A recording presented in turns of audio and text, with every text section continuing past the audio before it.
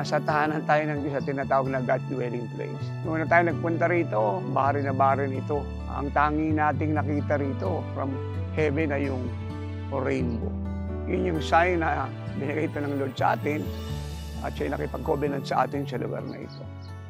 Kaya ngayon makikita natin ang katapatan ng Diyos. So follow me as we explore and see the faithfulness of God in His house na tinatawag nating God's dwelling place. Ayan, ito yung isang area ng room.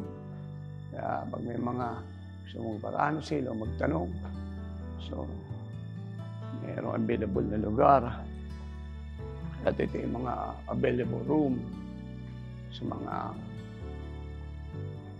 entitled sa bawat kwartong ito. So the presence of God is alive in this place.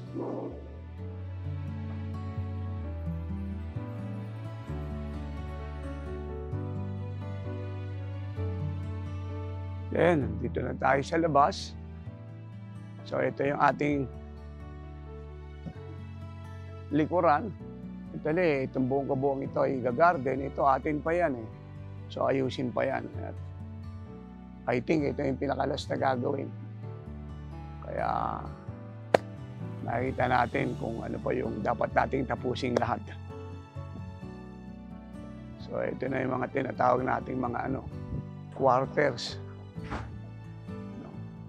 Ang kasya rito, 10 mahigit. Fully aircon yan. So meron yung mga CR.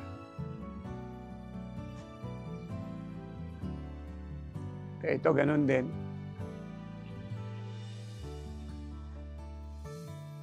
Ito, lalagyan pa natin ito ng umbrella, kung saan pwede sila mag-sharing, magbasa, mag-pray, o mag-rest. So ito, ganun din. Full aircon lahat yan, puno ng CR. Pwede na rin silang maligo riyan. Praise God. At ito yung ating loob. Nakaka-amaze. No? Kitang-kita natin yung kalinisan niya. Ito niya naman, mga minamahal, Living Light Jesus Sons and Daughters. Ginasusan talaga natin ito ng gusto. Kita niyo yung mga tiles, napakalinis. So itong aircon natin ay 30 na. Dadagdagan pa siya. I think aabot siya ng mga 34 to 35. Yun yung ating stage. Almost binago natin, inayos. Yung ceiling, kita niyo yung ilaw niya. Full blast, napakaganda. Yung nakikita niyo roon sa clippings, ayun talaga yung original niya. Kaya, alam niyo, sa dami ng lugar na napuntahan natin at ginamit, to be honest, in love and respect to everybody, napakalayo dito sa binigay ng Diyos sa atin. Ito yung lugar na walang kagaya, walang kaparis. Ito yung mga tiles, napakalinis. Kaya pag tayo nandito ng lahat, ingatan natin siya. Dahil ang Diyos ang may-ari nito, tayong lahat ang steward. Natin payagan na siya magdumi. Ito ay kakabit yung malalaking sound system dito, diba pang mga malalaking mga ilaw para makita natin buong kagandahan ng lugar na to. Napakalaki. Kasyang-kasya rito ang mga 5,000. At yung itaas na yan, ayan yung production room. Kita yung second floor na. Galing na kami kanina rin, kompleto na ng room yan. And doon nga, nakakarpet yan. Napakaraming room sa loob niyan. Napakaganda. Meron din silang CR doon. May tulugan ng mga full-time na kababaihan, ng kalalakihan. So, para makagalaw sila ng maayos at mapayapa sa tungkuling na atang sa kanila. So, ito naman yung ating tagiliran, ito yung ating labas. So, kita niyo, malinis na. Ito yung ating mga tanim, papaya, yung mga gulay. Pakadakila ng ating Diyos sa kanyang katapatan sa ating lahat. So yan, sobrang laki.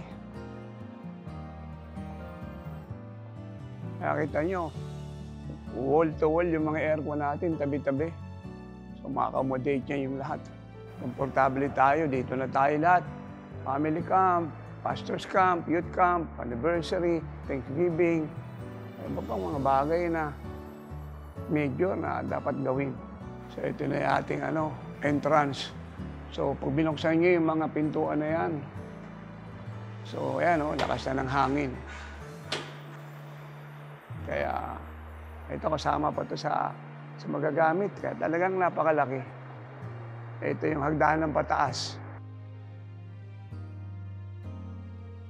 Ito yung CR, oh. Lalaki at babae. Kaya, malinis, maayos. Mga bago yung mga gamit lahat. So ito, mayroon tayong bubong dito. Umulan man siya, umaraw man siya. So wala tayong problema. Ayan. Ayun yung nakikita nyo sa video eh. Ayan, may mga ilaw yan. Pag bumukas tayo sa gabi, napakaliwanag niyan.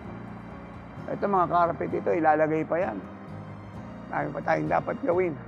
Dito yung registration, yung mga paninda sa mga side at iba pang mga kailangan natin para sa ating perfection. So ito pa, makikita nyo ngayon.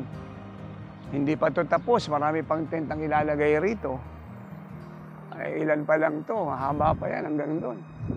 So ito, mga higaan. So, ang understanding ko, ito mapupuno to ng tent eh. Para magamit ng gusto. Ayan ating oras ng Himala o programs. Ayan 34th anniversary natin. Ayan yung ating nagmamalaki dyan. Takot si Satan kasi nagliliwanag sa gabi yan eh.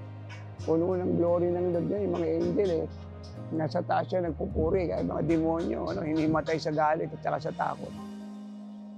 Ayan, so ito pa yung una nating prepab. Ayan.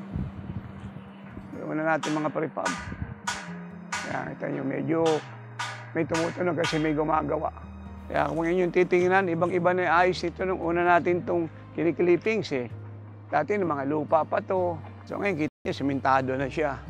Ayan, kalaki. May napansin, wala na kayo nakikitang lupa. Almost lahat, simentado na. Maganda, luwag-luwag. Eh kahit family camp, kung nagtitent lang bawat isa rito, family camp ko, kuhang-kuha na eh. Sobrang-sobra, wala na, hindi na tayo hanap ng lugar. Binigyan na tayo ng Lord eh. So laki, kita nyo, ito ginagawa pa yan. Pagagandahin pa lahat yan. So ito kasama pa to.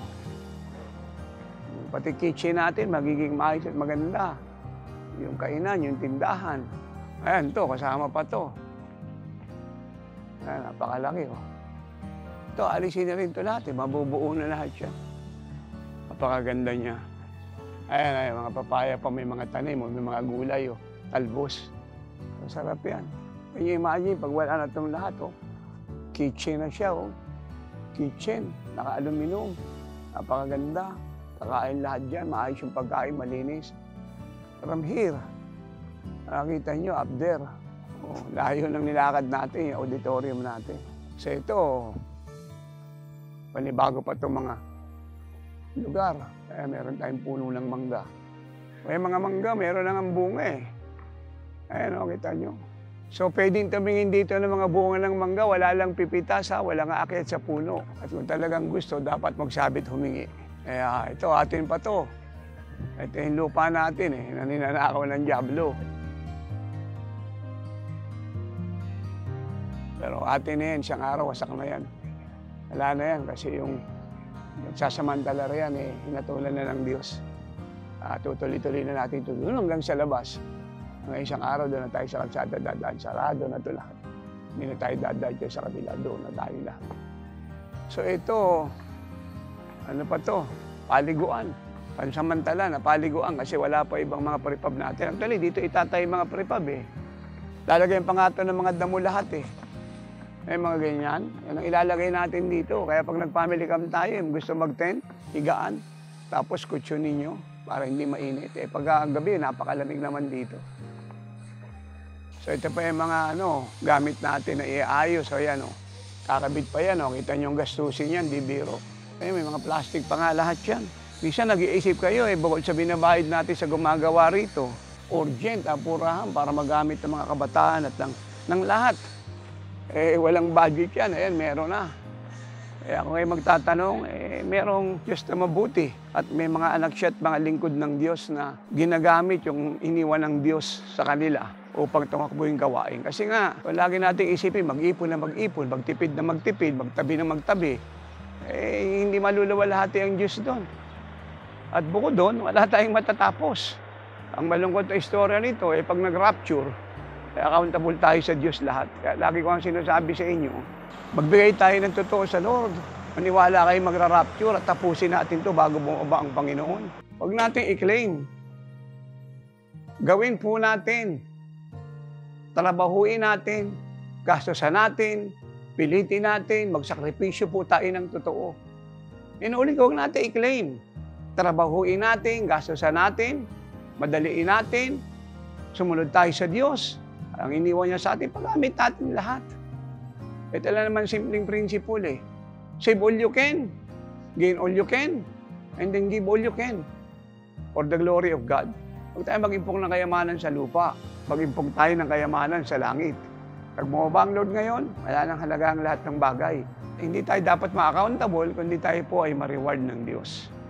Napakaliit. Ang nire-raise up natin 100 million. At part ng 100 million ay 7 million para sa mga dokumento natin at iba pang mga babayaran natin sa government. Huwag lang po tayo magbigay per chapters ng 100,000. You can give more than that. At tayo naman talagang mahal na mahal ang Lord, nagsasakripisyo, talagang pinagpala, milyon-milyon kinikita. Give millions. In fact, kahit kayo na nga magbayad ng 7 million initially para yung mga ibang pera ay magamitan natin para matapos ito. And I close. God said, do not fear in obeying Him. God said, do not limit me in your giving. And God said, believe my promises, for it is happening now. And God said, nakipag-covenant po siya sa atin sa pamagitan ng rainbow, inaantay na lang niya po tayo, dahil ang great harvest ay nagaganap, glory, soul, and then ang well po ay kasama nito. Thank you for giving everything to the Lord. At ngayong taong ito, dahil tayo po hindi lang nag-claim, naging determinado, naging desidido, nagsakripisyo ng totoo, pinariority ang Diyos sa dwelling place na ito, ay tapos na po siya. Sa may inyong pagpapala ng Ama na walang sukat paglagay habang panahon. We will finish the mandate, we will win many souls as we can, for in this world, we are like Jesus.